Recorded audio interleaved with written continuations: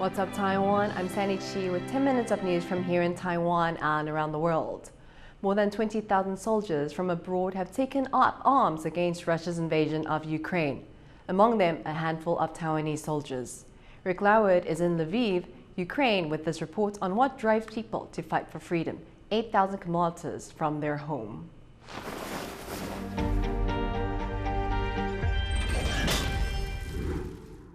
Mourners line the streets of Lviv, western Ukraine, paying their respects to two local soldiers who died fighting Russian forces.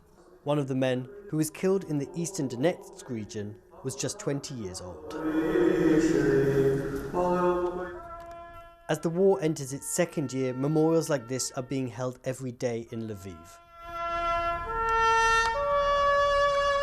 Just a few months ago, the city honoured Jonathan Tsai, a 25-year-old volunteer fighter from halfway around the world.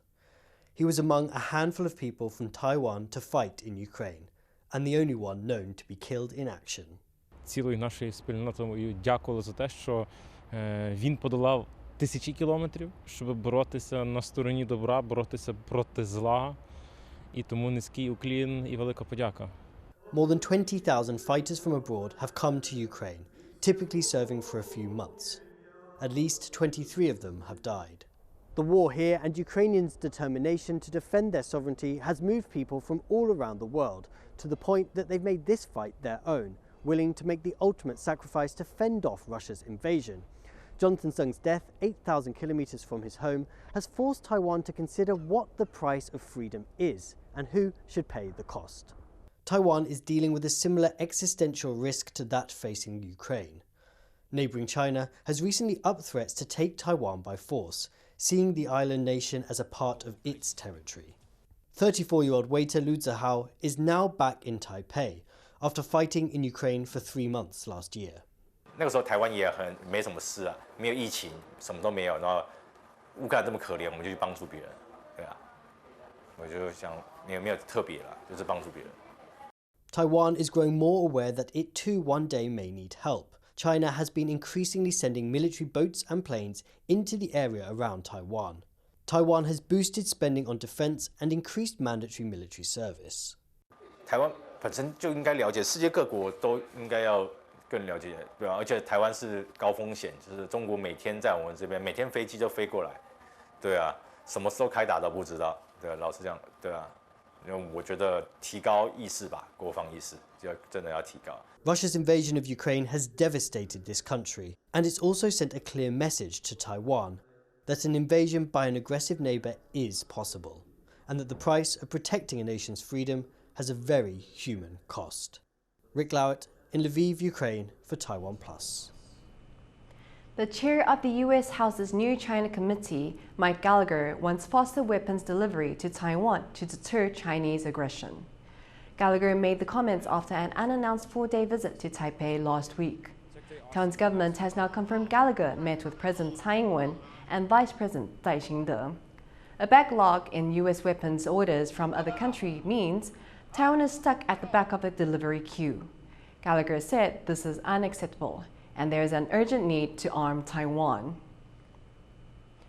There has been less than 3 months since Taiwan held its local elections, but the country is already getting ready for its next big vote. Taiwan will choose a new president in January 2024, and the ruling party is now one step closer toward picking its candidate. Stash Butler reports. Taiwan's biggest opposition party celebrating victory. In November's local election, the Kuomintang, or KMT, took control of 3 more cities, including the capital, Taipei. For the ruling Democratic Progressive Party, it was a historic defeat. Now, the DPP wants revenge. They're already gearing up for Taiwan's presidential election, which will take place in January next year. President Tsai Ing-wen has hit her 2-term limit, so her job is up for grabs. On Wednesday, the DPP said it will announce its candidate on April the 12th. The winner will be whoever comes highest in opinion polls that month.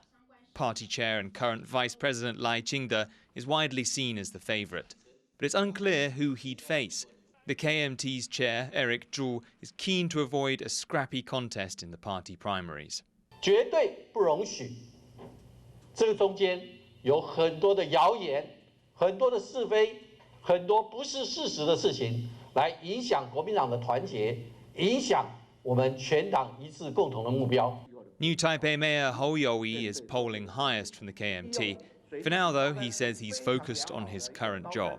全力在拼市政，我们期待市政的建设，短期间就让民众有感，所以这些的建设才是我最关心的。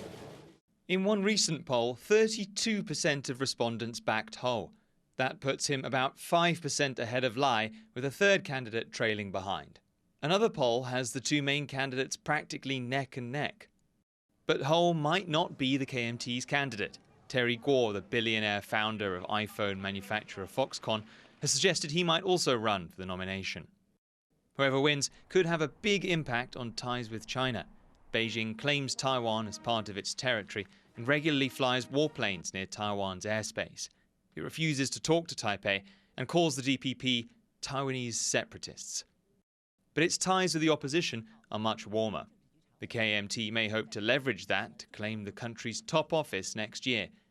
The DPP, the presidential vote will be a chance for redemption after last year's defeat and a test of its appeal after 8 years in power.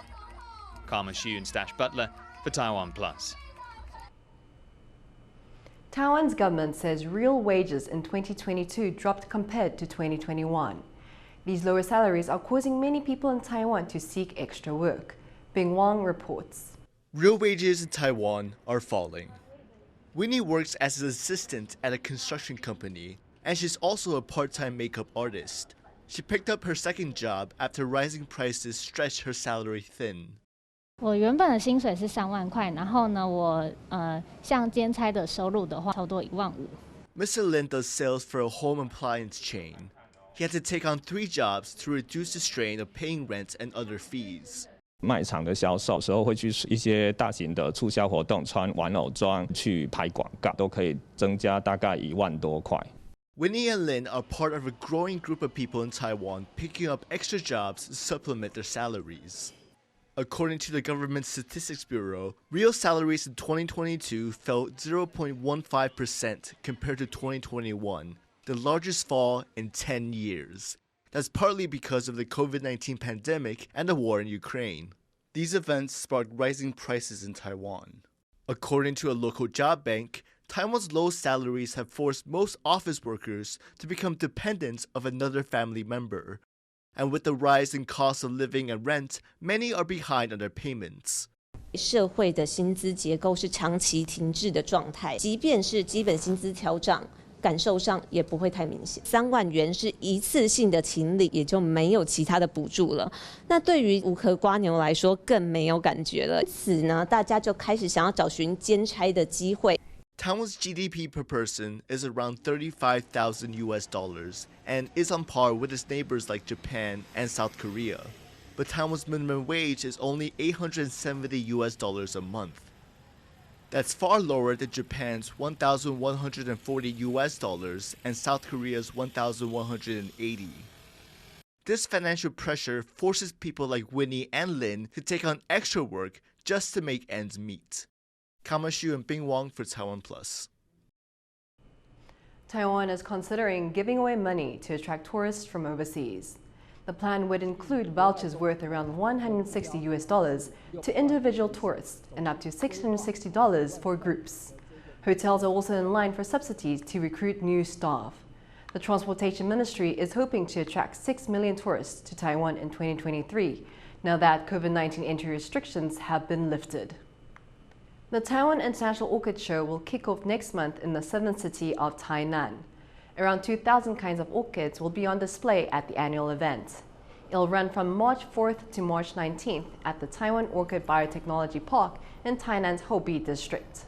This year's theme is exploring the origin of orchids. The show's organizers say they hope the event will give Taiwan's orchid industry a boost. Thank you for watching What's Up Taiwan. I'm Sandy Chi. Take care and see you next time.